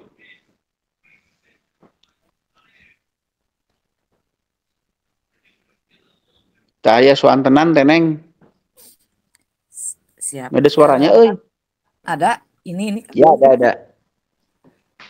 Kang Rocky, punten izin bertanya, apa yang dimaksud dengan manusia dan memanusiakan, dan yang disebut manusia seutuhnya itu bagaimana? Kumaha tadi teh? Manusia dan memanusiakan. Kumaha? Apa yang dimaksud dengan manusia dan memanusiakan, dan yang disebut manusia seutuhnya? Oke, manusia kan wujudnya ya, objeknya ya. Manusia itu objeknya. Memanusiakan berarti memperlakukan sesuatu sebagaimana manusia. Itu memanusiakan kan. Iya. Nah, kalau manusia seutuhnya yang bagaimana? Ya yang seutuhnya manusia itu apa gitu. Manusia itu kan sesuatu yang terdiri dari fisik dan non-fisik. Yang tadi udah kita bahas panjang lebar. Kemudian fisik dan non-fisik itu haruslah bekerja sama mencapai tujuannya. Tujuannya apa? Tugas hidup. Kalau manusia belum menjalankan tugas hidupnya, ya dia belum menjadi manusia yang seutuhnya. Karena manusia adalah sebuah makhluk yang diadakan untuk menjalankan misi. Kalau misinya belum dipraktekkan, belum seutuhnya. Walaupun misalkan dia lahir, batin, dan segala macamnya sudah oke. Tapi dia belum menjalankan tugas hidupnya, belum menjalankan misinya, ya dia belum dianggap komplit. Begitu. Jadi jangan salah. Memahami manusia secara seutuhnya bukan hanya memahami faktor fisik dan non-fisiknya, tapi juga memahami fungsi manusia apa yang namanya tugas hidup atau blueprintnya. Begitu. Jud. Berarti yang belum bisa belum bukan manusia. Bukan manusia, tapi manusia yang belum seutuhnya. Begitu. Kang, apakah ada dimensi paralel kehidupan kita? Mungkin bukan dimensi paralel ya, tapi alam paralel. Ada. Jawabannya ada. Di mana Kang? Sok mangga teangan heula sorangan. Ada alam paralel itu. Kang, apakah kecerdasan manusia bisa diasah dari sudut pandang yang dirasakan? Kumaha? Maksudnya kumaha? Apakah kecerdasan manusia bisa diasah dari sudut pandang yang dirasakan? Sudut pandang yang dirasakan. Rada bingung abina. Tapi kalau masalah kecerdasan manusia bisa diasah, bisa. Dari sudut pandang yang dirasakan. Iya. Nah itu yang saya nggak begitu paham, sudut pandang yang dirasakan tuh maksudnya bagaimana? Ada lagi? Ini Kang. Bagaimana mengasah kecerdasan? Ntar dulu nih. Nah, mengasah kecerdasan. Bagaimana mengasah kecerdasan? Kecerdasan tidak bisa diasah dengan teori. Karena kecerdasan bukanlah teori. Kecerdasan adalah penyikapan, pengambilan keputusan. Pengambilan keputusan itu ranah akal, bukan ranah berpikir. Begitu. Ya, terus para orang-orang membagi ada SQ, ada IQ, ada segala macam, ya itu boleh-boleh saja membagi seperti itu. Tapi yang namanya kecerdasan bergabungnya semua itu, yang namanya akal. Akal itu kan gabungan daripada pikiran atau logika, kemudian intuisi dan nurani lah gitu ya. Begitu-begitu. Nah, itu kecerdasan. Jadi bagaimana cara melatih kecerdasan? Ya harus dilatih semua itu semua, logikanya dilatih, nuraninya sering didengarkan gitu kan ya, intuisinya juga sering didengarkan gitu. Nah, kalau itu semua nanti kemudian dipakai untuk merumuskan satu penyikapan. Nah, itu kecerdasan. Cara melatihnya seperti itu. Jadi bukan dengan ngapalin buku misalkan, bukan, itu mah ngapalin buku mah hanya memori, menghafal, bukan kecerdasan. Kalau dengan cara penyaluran hapan ke bagian-bagian di otak itu bisa nggak? Apa salah satunya itu Kang untuk melatih kecerdasan? Atau Gini, merangsang kecerdasan? Bukan. Jadi untuk merawat alat kecerdasannya yang namanya otak. Jadi jangan pikirin orang yang sering nyalurin ke kepala terus jadi tiba-tiba jadi bijaksana gitu. Enggak. Enggak juga. Jadi itu mah hanya untuk merawat dan apa namanya ya, merawat lah, lebih tepatnya merawat otak gitu. Untuk mencapai ke level cerdas ya tetap harus berlatih. Berlatih hawa panas bukan ya, berlatih mengaktifkan yang 3 unsur tadi. Oh, 3 unsur tadi, ya. Jadi jangan pikir sering nyalurin ke kepala terus jadi bijaksana, terus jadi cerdas emosionalnya, ya kagak juga. Gitu. Kang taunya kita kan tugas sebagai manusia itu bagaimana? Kang taunya kita akan tugas. Macana sing bener atuh kumaha. Karena bingung dah ya, Kang taunya kita akan tugas sebagai manusia itu bagaimana? Oh, cara taunya kali ya. Iya kali. Oke, cara yang paling mudah, pertama kita perhatikan potensi yang ada di dalam diri yang dominan. Potensi itu ya minat, bakat, kecenderungan, kesukaan, dan seterusnya gitulah ya. Itu perhatikan mana yang paling dominan, itu pertama. Yang kedua, perhatikan alur hidup kita dari kecil sampai hari ini. Perhatikan gitu ya, kita tuh lebih banyak ngurusin hal apa, berkecimpung di bidang apa, dan seterusnya. Nanti dihubungkan tuh 2 hal itu. Nah, itu cara paling mudah. Begitu. Kalau kita misalkan, saya punya potensi yang lebih paling dominan itu misalkan menggambar, misalkan. Terus alur hidup saya dari kecil sampai hari ini, saya kok berkecimpungnya di bidang ngecat, mewarnai. Oh, mungkin ya tugas hidup saya memang bagian mewarnai, misalkan begitu. Nah, itu yang paling mudah dan paling awam lah, seperti itu caranya. Ini dari Kang Arif lagi.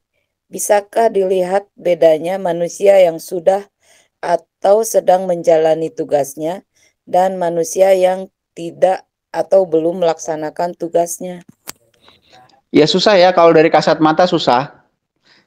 Susah lah kalau dari kasat mata. Tapi kalau dirasakan di dalam dirinya sendiri mungkin bisa. Mungkin yang saya alami ya, yang namanya begini.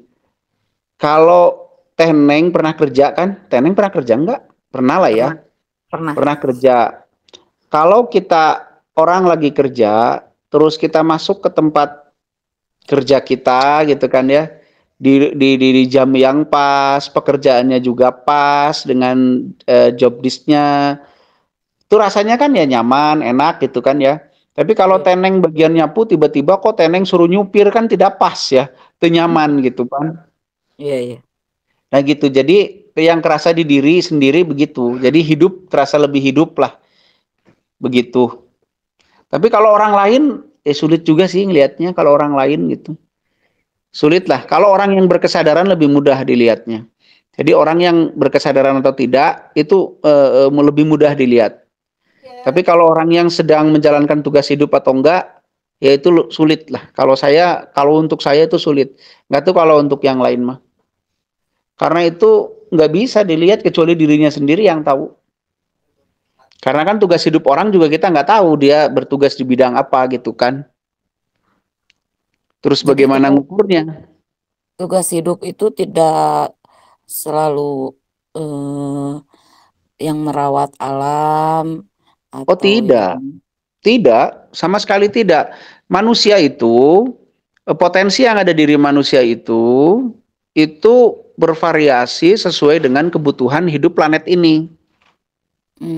Begitu. Jadi ada sosialnya, ada apanya segala macam lengkap. Gitu.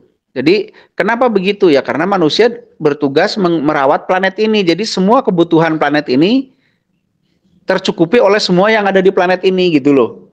Jadi kita ini berada di sini memang untuk merawat planet ini. Ya planet ini kan bukan hanya alamnya, ada orangnya, ada pohonnya, ada binatangnya. Makanya ada kan orang yang lebih cenderung jadi dokter binatang daripada dokter orang kan begitu ya? Iya. Karena mungkin secara potensi yang ada di dirinya lebih cenderung kepada merawat binatang. Ya tugas hidupnya memang merawat binatang. Begitu. Seperti misalkan petani itu juga termasuk tugas hidup. Kalau memang potensi paling besarnya itu bukan karena terpaksa gitu ya. Ya iya, dia tugas hidupnya di bidang penyedia panganan gitu ya misalkan gitu. Ada yang kecenderungannya bikin kue, ada yang kecenderungannya bikin masakan. Kan begitu. Jadi intinya potensi atau tugas hidup manusia itu melingkupi segala apa yang dibutuhkan dalam kehidupan planet ini. Karena memang kita bertugas untuk merawat planet ini. Gitu. Yang namanya planet bukan hanya buminya, bukan hanya tanahnya, bukan hanya udaranya, tapi ya manusianya, ya alamnya, ya alam di situ kan artinya ada pohon, ada macam-macam. Makanya ada orang kan yang ahli pohon ya, yang namanya apa sih itu? Yang ahli-ahli pohon tuh apa namanya gitu? Ada orang juga yang kerjaannya ngegali sejarah gitu kan ya, peneliti, nah naonan pikir-pikirnya, tapi kan ya dia sukanya begitu gitu kan. Iya, iya. Jadi lengkap. Mungkin di balik itu ada manfaatnya untuk Pasti ada gitu. manfaatnya. Ya akhirnya kita jadi tahu sejarah, kita jadi tahu bagaimana dulu gitu kan. Iya. Ya gitu. Jadi tugas hidup itu sangat luas sesuai dengan kebutuhan kehidupan di planet ini gitu. Jadi bukan hanya ngurusin alam. Ya, dulu saya pikirnya gitu, tugas alam itu ya, tugas hidup itu ya ngurus alam gitu apa. Ente ngurus entong deh, tugas hidup.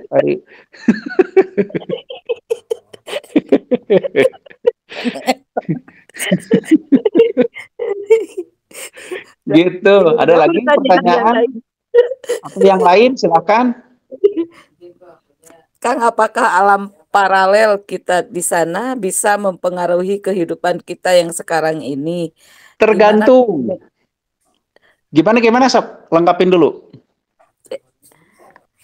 Yaitu satu, terus ada lagi, di manakah dimensi ruh dan rob yang ada di dalam diri kita? Bagaimana cara yang efektif untuk mengkoneksikannya? Satu-satu pertanyaannya deh, Poho. Apa yang pertama?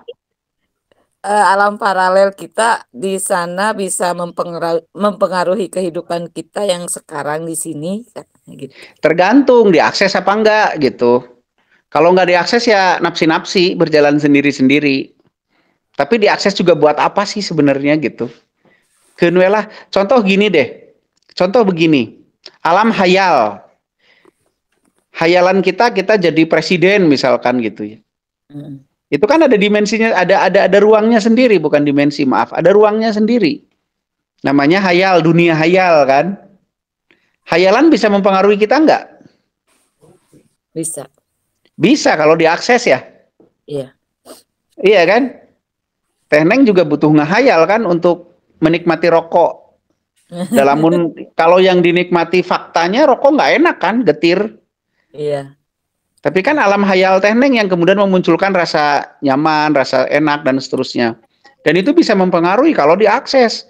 Coba Teh Neng sekali-kali merokok dengan kesadaran yang utuh, dirasakan rasa rokok, datengin pasti. Gitu kan ya?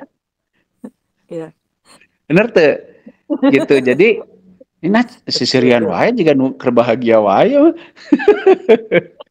Jadi apakah alam paralel bisa mempengaruhi kehidupan kita? Ya sangat tergantung diakses apa tidak. Saya pernah menunjukkan kepada seseorang alam paralel saya pada saat saya akses. Saya suruh merasakan vibrasinya. Gitu. Nah begitu, jadi ya tergantung. Kalau bisa mempengaruhi apa tidak tergantung. Tapi saran saya mah nggak usah main-main dengan alam paralel. Saran saya mah nggak usah, karena sulit sekali untuk mengetahui itu betul-betul paralel dirinya, atau nanti ada energi-energi lain yang menyamar atau pura-pura jadi gitu loh. Misalkan jin atau apa gitu. Itu sulit, jadi memang mending janganlah ngurusin yang realitas aja dulu. Kayak Teh Neng bayar pinjol aja dulu lah. Siap. Yang kedua apa tadi? Di manakah dimensi ruh atau rob yang ada di dalam diri kita? Bagaimana cara yang efektif untuk mengkoneksikannya? Pertama, rob tidak berada di dalam diri kita. Tapi kita berada di dalam rob. Itu pertama. Terus ruh ya ada di diri kita, di dalam sel. Gitu. Bagi cara mengkoneksikan dengan apa? Itu pertanyaannya. Bagaimana cara mengkoneksikannya? Mengkoneksikan dengan apa? gitu. Oh, itu atau roh. Hah? Non? Ya mungkin dengan ruh, Apanya yang dikoneksikan dengan ruh? nggak tahu. Ada lagi, lanjut. Kan di kampung saya ada satu wilayah yang dimana kalau ada orang berjualan yang pertama kali masuk ke desa, pandangan orang yang berjualan di wilayah tersebut ramai toko dan bangunan bagus, padahal aslinya hanya wilayah perkebunan saja. Apakah ini ada hubungannya dengan terbukanya portal atau bukan? Kumang orang ulangi ai masalah nu pelik teh rada ngeleg saya. Sok kumaha? Baca lagi Di, pelan-pelan. Tong bari di sisirian kampung saya di ada kampung satu saya. ada satu wilayah yang dimana kalau ada orang berjualan yang pertama kali masuk ke desa, pandangan orang yang berjualan di wilayah tersebut ramai ramai toko dan bangunan bagus, padahal aslinya hanya wilayah perkebunan saja. Apakah ini yang ada hubungannya dengan terbukanya portal atau bukan? Oh, mungkin Oh gitu. Jadi orang kalau dagang ke, misalkan ada tukang es masuk ke kampung saya. Nah, Iya, tukang Kang. es ini baru pertama kali masuk ke kampung saya gitu ya. Nah, yang dia lihat menurut pemandangan dia adalah sebuah kota yang keren gitu ya. Padahal Iya, mah cubluk gitu kan. cupluk. Apakah apakah itu terbukanya portal? Belum tentu. Belum tentu.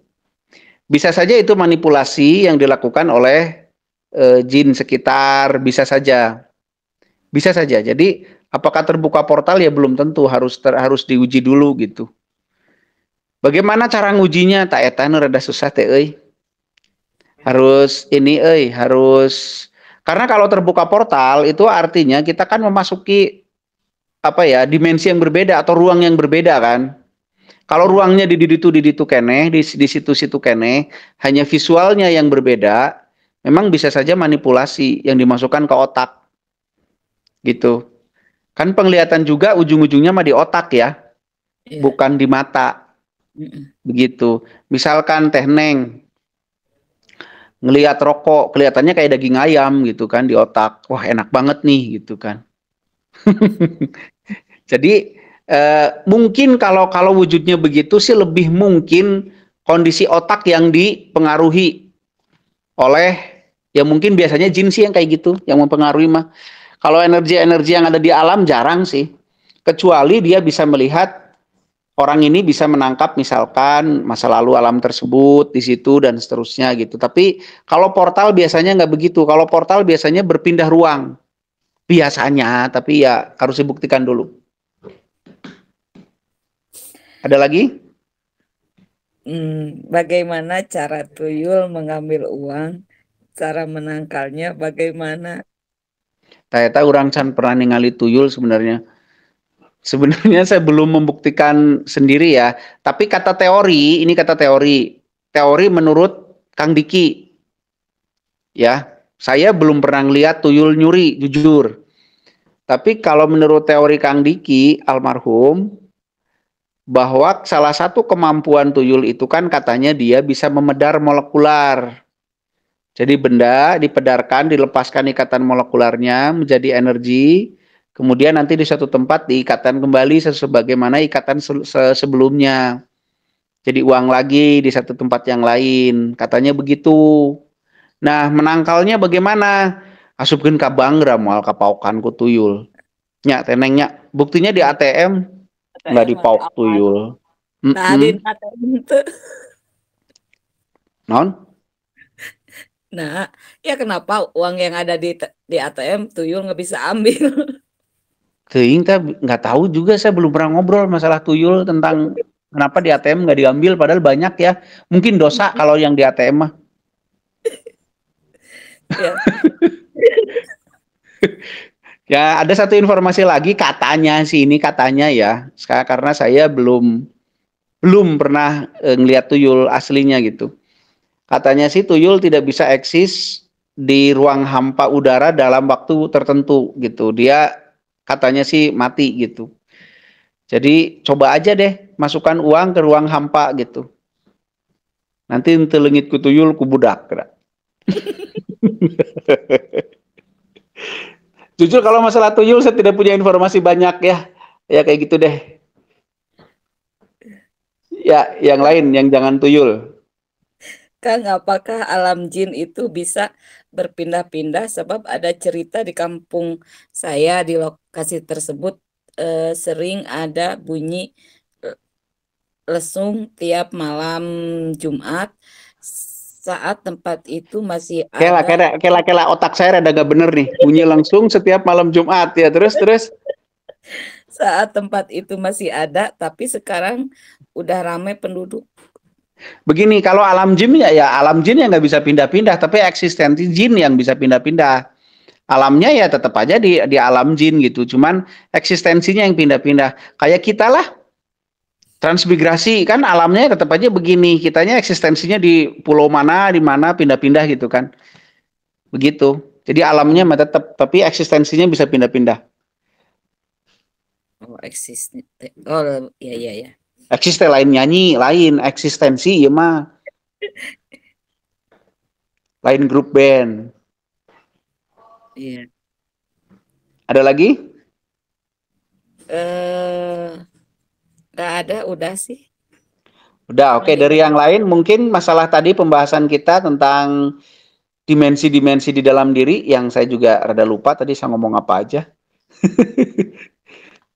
Karena kalau saya ngomong itu nggak pernah ada catatan ya. Saya tuh kalau ngomong ngacapruk begitu saja. Jadi ya mohon maklum kalau rada lupa gitu. Karena saya nggak pernah ada catatan, nggak pernah ada nginget-nginget apa-apa, nggak ada persiapan apa-apa. Jadi langsung aja ngomong saat itu gitu. Jadi ya diinget-inget aja ya. Ini kan Sok ada sok mangga. Ada bukan pertanyaan tapi pernyataan atau testimoni gitu. Awalnya dari Kang Den Guspur. Awalnya saya sulit untuk merasakan tubuh apalagi konsisten. Lama-lama saya bertahap bisa sedikit-sedikit. Saya terinspirasi dari novel Arkitirema. Ketika beliau sedang memasuki tempat yang udaranya penuh racun, beliau menggetarkan selnya seluruh tubuh sehingga beliau bisa beradaptasi. Nah, walaupun saya baru bisa menghayal bahwa saya menggetarkan sel tubuh, kerasa bedanya. Saya belum tahu pasti bahwa itu berhasil atau tidak, tapi efek melakukan itu terasa ada yang beda dan otomatis saya fokus merasakan keberadaan tubuh itu, sekedar berbagi pengalaman. Gimana Kang tanggapannya?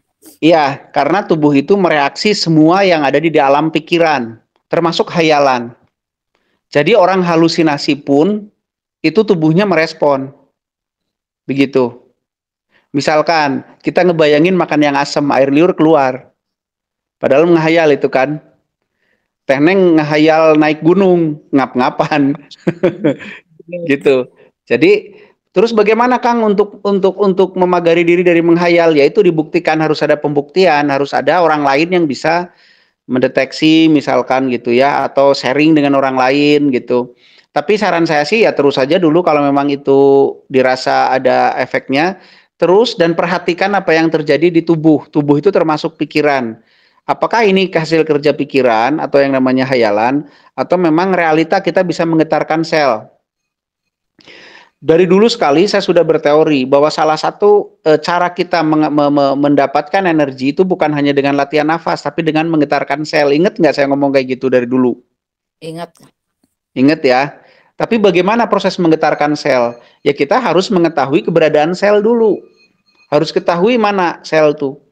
Terus bagaimana menggetarkan? Kan menggetarkan itu bukan berarti ngegibrig. Kayak digibrigen deh. Bukan begitu, tapi bagaimana caranya ya udah sok mangga dilanjutkan Kang Den Gusdur. Lanjutkan saja sambil terus diteliti sampai nanti menemukan oh ini, oh begini, oh begitu, gitu. Itu Teneng. Ya.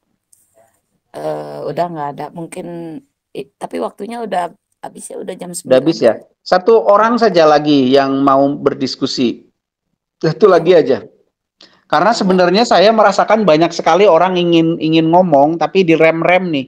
Pada ngerem. Sieun gitu.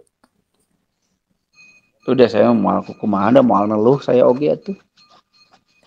Moal sih tapi paling dicentang cariosan. Enggak lah, itu mah pikiran teneng. Gimana ada? Mangga, silahkan. Ya silahkan penanya terakhir sebelum ditutup nih. Silahkan. Tentang dimensi diri atau apapun lah. Sok daripada nanti ke bawah mimpi nggak bisa tidur. Mangga. Terakhir. Terus tadi obrolan Kang Pepi tentang menyingkat waktu, nggak bisa ya, waktu tidak bisa disingkat. Hehehe, hayek saya dicarekan. Waktu tidak bisa disingkat, waktu gitu-gitu kene. Oh ya benar, itu masalah pemilihan kata. Kesempatan yang bisa dipersingkat mah. Ya betul. Ya ada nggak ini? Hayo. Kalau nggak kita simpulkan saja ya, Kang Pep. Oh iya, mangga Kang, siap. Oke, kita simpulkan saja ya obrolannya, bahwa sekali lagi tujuan kita memperhatikan dan mengenal tubuh kita adalah supaya kita betul-betul bisa memanfaatkan tubuh ini. Memanfaatkan untuk apa? Ya untuk sesuai fungsinya. Salah satu fungsinya adalah sebagai alat tangkap dan alat cerna untuk memahami hal-hal di luar tubuh kita yang kita sebut sebagai alam semesta ini. Dan segala isinya, termasuk di situ ada eksistensi Tuhan dan ketuhanan. Karena Tuhan dan ketuhanan itu berbeda ya. Nah, tapi untuk bisa kemudian dipakai sampai level itu, kita betul-betul harus bisa memahami kinerja, cara kerja, apa aja yang terjadi di dalamnya. Jangan sampai apa-apa yang terjadi di dalamnya itu malah menipu kita sendiri. Misalkan hayalan, pikiran, perasaan, dan seterusnya. Itu bisa menipu kita sendiri. Seperti misalkan kita pikir manusia itu harus bisa merasakan senang, sedih, marah, dan gitu-gitu ya. Kita pikir seperti itu kan, enggak, padahal itu tipuan semua. Sejatinya manusia ya mestinya netral gitu, mestinya, walaupun saya juga belum, masih jauh dari netral, tapi mestinya kita berupaya. Nah, proses menyadari proses yang ada di tubuh itu adalah upaya kita untuk bisa agar kita bisa mengendalikan semua unsur, terutama perasaan, agar tidak ada yang lebih dominan daripada yang lain. Akhirnya kita bisa bahagia. Karena pengertian bahagia adalah pada saat semua rasa di dalam diri kita tidak ada yang lebih dominan. Efeknya seperti nggak ngerasa apa-apa. Nah, itulah netral. Jadi netral adalah pada saat tidak ada rasa yang lebih dominan daripada rasa yang lain. Pada saat rasa ingin tidak lebih dominan daripada tidak ingin. Pada saat rasa marah tidak lebih dominan daripada tidak marah. Pada saat rasa suka tidak lebih dominan daripada rasa tidak suka, dan seterusnya. Yaitulah netral. Jadi netral bukan berarti tidak berperasaan, tapi tidak ada yang lebih dominan. Rasa sukanya tidak lebih dominan daripada rasa tidak sukanya. Pun sebaliknya gitu. Nah, itulah gunanya kita, tujuannya kita memahami tubuh ini. Terus apabila ada omongan-omongan orang atau teori-teori yang lain yang mengatakan batin, kebatinan, dan yang lain-lain, sebenarnya itu hal yang sederhana. Batin itu hanya sesuatu yang terdiri dari pikiran dan perasaan. Gitu. Kalau kita betul-betul bisa memahami tubuh ini, jadi nanti kita paham, sebenar-benarnya paham tentang apa-apa yang orang sampaikan, misalkan batin, wah kebatinannya kacau, stres gitu ya, kebatinannya kacau ya karena pikirannya dan perasaannya lagi kacau, atau salah satunya lagi kacau. Jadi nanti kita tidak terombang-ambing, kita tidak bingung sendiri dengan teori-teori di luar sana yang beraneka ragam.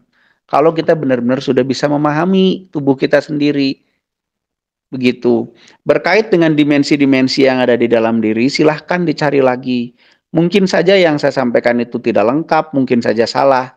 Saya hanya menyampaikan apa yang saya temui di dalam proses saya memahami. Jadi tidak mewakili teori siapapun dan teori apapun. Kalau bisa sama saya mah jangan dipercayalah. Mending dicari sendiri saja. Dicari sendiri, benar gitu ada ini, benar itu ada itu, benar ini prosesnya begitu, dan seterusnya. Jangan percaya sama saya. Saya juga nggak percaya sama diri saya sendiri gitu. Buktinya saya terus saja mencari lagi. Kata Iwan Fals mah bertanya terus bertanya gitu ya. Nah, yang paling penting nanti ujungnya adalah kita betul-betul bisa menjadi manusia yang paripurna, manusia yang sempurna. Manusia yang bukan hanya secara wadag dia hadir, secara fisik dia ada, secara non fisik ada, tapi secara fungsi dia berfungsi. Begitu. TV, misalkan setrika, kita punya setrikaan, bisa nyala, bisa ini, tapi nggak pernah dipakai, ya nggak sempurna dia jadi setrika. Karena setrika harus ada fungsinya. Pun manusia, hidup, bernafas, pintar, cerdas, dan segala macam, tapi kalau tidak berfungsi, ya belum manusia seutuhnya. Nah, makanya selain kita menyadari diri dan unsur-unsurnya, salah satunya adalah berfungsi nanti yang lebih penting. Bagaimana kita berfungsi? Ya harus tahu fungsinya. Fungsinya ada di mana? Tersimpan di dalam diri kita sendiri. Nah, begitu. Fungsi itu yang namanya tugas hidup. Nah, terus tadi berkait pertanyaan, bagaimana sih masyarakat yang semestinya? Masyarakat yang semestinya seperti tubuh ini. Berbeda-beda, berpisah-pisah, tapi tidak terpisah, saling bekerja sama, saling terjadi kesejajaran. Begitu. Ya mungkin hanya itulah Kang J yang bisa saya sampaikan. Sekali lagi, kalau bisa mah jangan dipercaya, tapi hanya sebagai menjadi trigger untuk berpikir kembali, untuk mencari kembali. Sekali lagi, mohon jangan dipercaya. Mungkin itu aja Kang J, mohon maaf atas yang ketidaknyamanannya dan terima kasih masih mau bergabung di sini. Sampurasun, wilujeng wengi kasadayana. Yes. Ya, atur nuhun kepada Kang Rocky yang sudah menyampaikan materi diskusi malam ini tentang dimensi di dalam diri. Tadi sudah disampaikan oleh Kang Rocky ya, apa itu dimensi, apa itu alam. Harapannya kita sudah tidak lagi memahaminya secara kurang tepat begitu, bisa membedakan apa itu alam, apa itu dimensi kan. Seperti yang Kang Rocky sampaikan, dimensi itu adalah ukuran ya. Nah, jadi ukuran itu sesuatu yang terukur, yang bisa diukur. Kalau alam itu adalah tempat hidup, habitat dan sebagainya gitu. Kembali kepada dimensi yang ada di dalam diri, maka silahkan bisa digali lagi oleh masing-masing, baik itu dimensi yang di dimensi fisiknya atau dimensi non fisiknya ya begitu. Tambah sedikit tentang misalnya ada yang selama ini ada yang pernah berbicara dimensi frekuensi kan begitu. Frekuensi itu adalah getaran mungkin ya yang saya baca itu kan adalah getaran dalam satu waktu begitu. Getaran itu nanti akan ada panjang gelombangnya. Nah itulah kan panjangnya itu kan yang bisa diukur kan. Nah, itulah dimensi frekuensi kan secara singkat seperti itu begitu. Jadi bukan sesuatu yang seperti apa begitu kan. Makanya bisa diukur tuh frekuensi juga. Nah, silahkan akhirnya kita kalau mau masuk ke dalam diri tadi, kalau yang fisiknya mungkin mudah mengukurnya. Nah, non fisiknya itu yang mungkin harus kita dalami lagi. Silahkan masing-masing bereksperimen, silahkan masing-masing ini lagi mendalami lagi. Termasuk saya pribadi juga harus selalu mendalami lagi. Ya begitulah. Untuk diskusi malam ini terima kasih kepada Akang Teteh yang sudah hadir. Untuk hari Minggu besok ada latihan olah nafas ya jam 11 ya. Yang di Bandung silahkan bisa mengikuti secara offline, bisa langsung datang ke lapangan Pindad ya, bisa menghubungi Teh Nila. Kalau yang di luar kota bisa mengikuti secara online di grup Telegram ini. Sekian, saya tutup dulu ya. Sampurasun, Assalamualaikum warahmatullahi wabarakatuh.